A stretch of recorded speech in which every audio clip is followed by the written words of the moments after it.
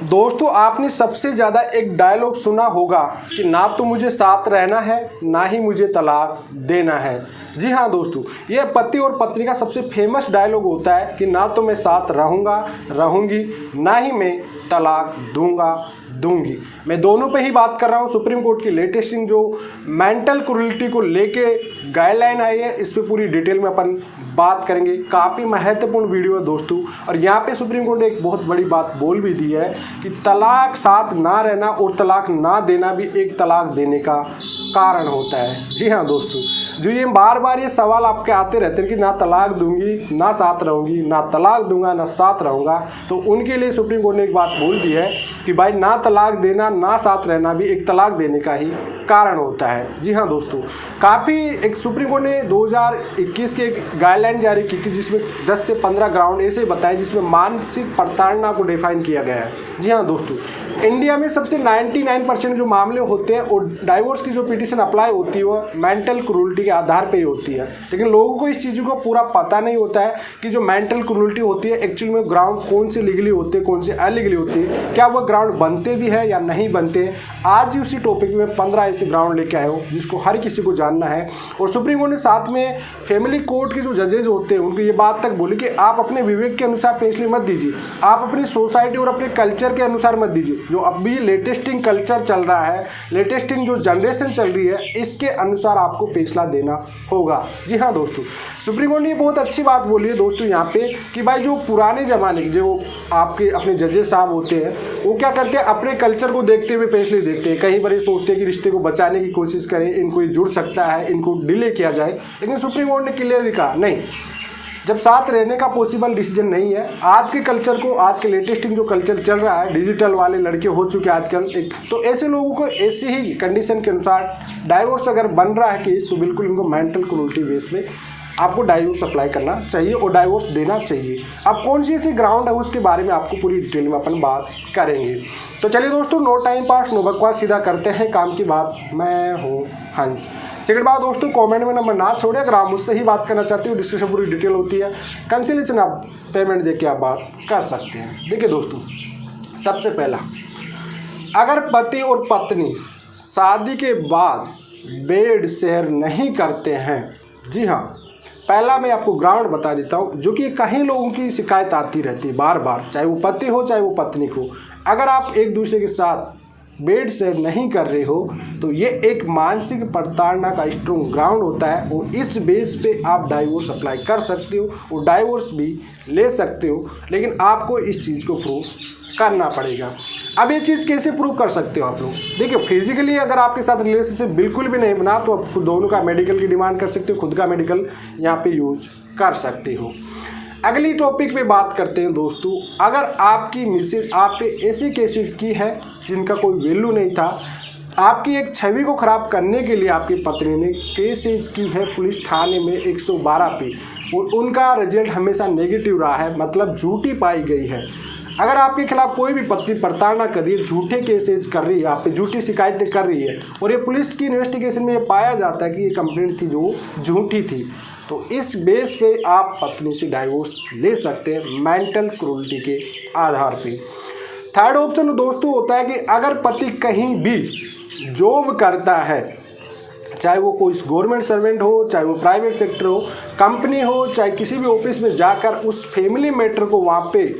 Explain करती है, लोगों को बताती है, इस तरह की घटना करती है, जो पारिवारिक विवाद है पति और पत्नी का, वहाँ पे बार बार नोटिस जारी करती है, बार बार उसकी छवि खराब करने की कोशिश करती है, बार बार उसके बॉस को कॉल करती है, ऐसी सिचुएशन क्रिएट कर रही है, ऐसे नोटिस जारी करती है, तो इस बेस पे भी पति डाइवोर्स अप्लाई कर सकता है मेंटल क्रूरल्टी के आधार पे और डाइवोर्स भी ले सकता है।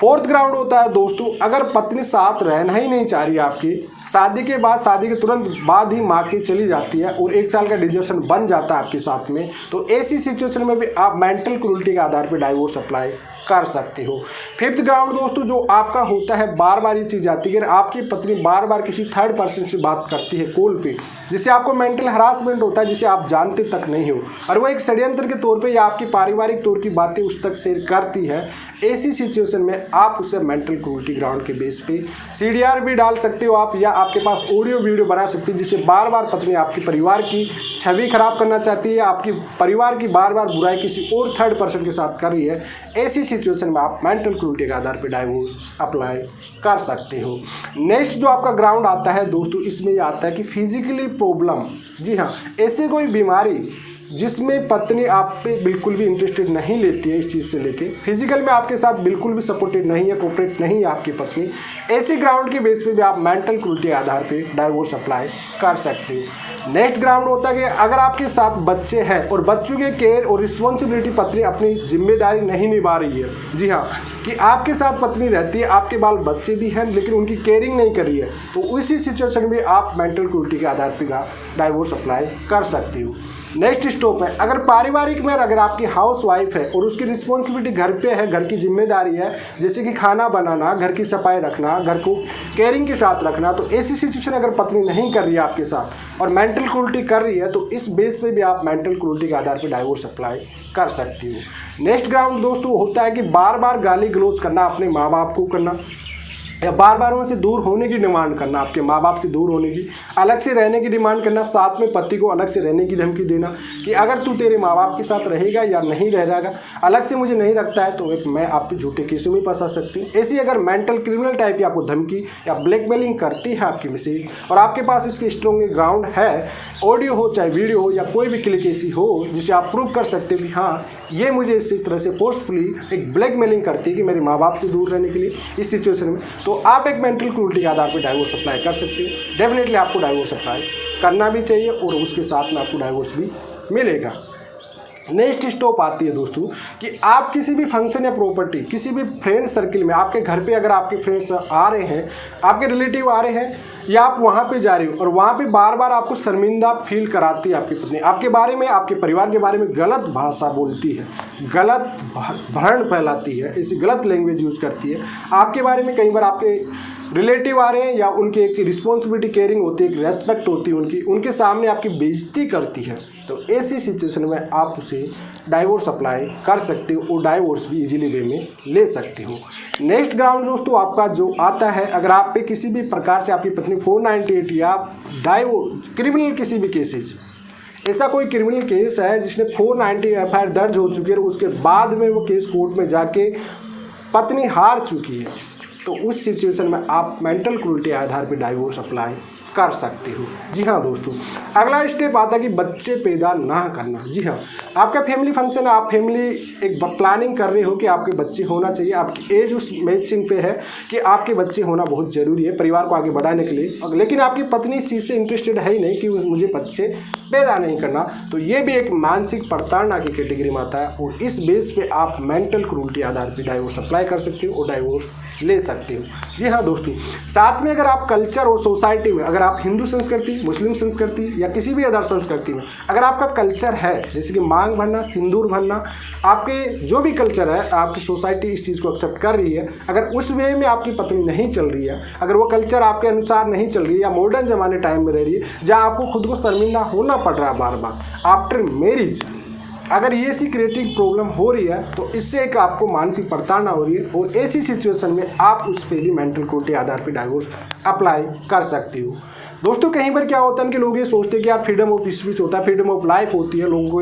ये चीज़ें दी गई है कि साहब अपनी मन मर्जी से रहिए, लेकिन जब आप सोसाइटी और कल्चर में आफ्टर मैरिज एक रिस्पॉन्सिबिलिटी पर्सन हो जाते हो तो आपकी कहीं जिम्मेदारियों को आपको ध्यान रखना पड़ता है, जिसमें कि आपके आफ्टर मैरिज, जैसे आप एक शादीशुदा लेडीज हो तो आपको मांग भरना, सिंदूर भरना हिंदू कल्चर का एक सौभाग्य है। हिंदू कल्चर में आपको ये प्रणाली अपनानी पड़ती है कि आपको मांग भी भरना पड़ता है। गुवाहाटी हाईकोर्ट ने यहाँ पर जजमेंट दिया था कि आप अगर मांग सिंदूर नहीं भर रहे हो आफ्टर मैरिज तो आप डाइवोर्स का मेंटल क्रूरटी ग्राउंड मान सकते हो और यहाँ पे आप उसे डाइवोर्स अप्लाई कर सकते हो, डाइवोर्स मिल भी सकता है आपको। जी हाँ दोस्तों,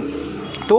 मैक्सिमम ग्राउंड होता है मेंटल क्रूल्टी के, जो स्ट्रॉन्गेबल ग्राउंड होते हैं, जो मैक्सिमम होते हैं, जो तो मैंने आपको पूरी तरह से एक्सप्लेन कर दिया, शॉर्ट में कर दिया, बहुत स्पीड के साथ कर दिया आपको एक चीज़, क्योंकि वीडियो काफ़ी बड़ा हो रहा था, इस वजह मैंने स्टेप टू स्टेप आपको पूरे ग्राउंड बता दिया। और सबसे महत्वपूर्ण ग्राउंड यही होते हैं दोस्तों, सुप्रीम कोर्ट ने क्लियरली बोल दिया फैमिली कोर्ट के जो जजेज होते हैं उनको, डिस्ट्रिक्ट कोर्ट के भी होते हैं या फिर हाई कोर्ट के होते हैं, कि आज के जो कल्चर चल रहा है, आज की जो मानसिक प्रताड़ना लोगों के साथ हो रही है, उनको डाइवोर्स ग्राउंड बनाइए। अगर ये मैनेज होता है, अगर ये प्रूफ हो रहा है कि हाँ वाकई ऐसी प्रताड़ना की जा रही है उसके साथ, चाहे वो पति हो चाहे वो पत्नी हो, तो ऐसी सिचुएशन में आप डाइवोर्स अप्लाई कर सकते हो और उनको दूर भी कर सकते हो, वो डाइवोर्स की तलाक की डिग्री दे सकते हो। तो आई होप दोस्तों आपको पूरे ग्राउंड समझ में आ गए होंगे। फिर भी अगर आपके कोई डाउट रहते हैं या कुछ भी रहते हैं तो आप कमेंट में छोड़ सकते हो। अब आगे चल के अपन एक जजमेंट पे बार बार कहते हैं लोग कि लेटेस्ट जजमेंट पे वीडियो बनाइए, लेटेस्ट रूलिंग लेके आइए, पक्षों के जो भी डिसीजन होते हैं, चाहे वो हस्बैंड हो चाहे वाइफ हो, उन्हीं टॉपिक के ऊपर हम बात करेंगे और साथ में हर चीज़ को अपन प्रैक्टिकल एक्सप्लेन के साथ एक्सप्लेन करेंगे। चलिए आज के लिए इतना ही। जय हिंद।